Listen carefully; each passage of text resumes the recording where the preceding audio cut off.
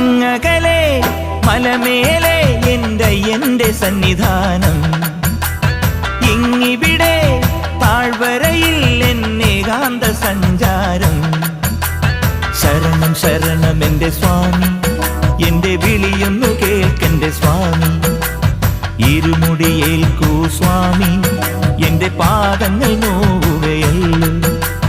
കാടിന്നിരുൾ മുടിയാകെ മലങ്കാറ്റേറ്റുലയുകയാ. കാട്ടാനകളുടെ മേട്ടി കരിമ്പുലിയുടെ മൂളൽ കേട്ടു. തുണയിവിടാരുമില്ല ആരുമില്ല പൊന്നയ്യപ്പനേ.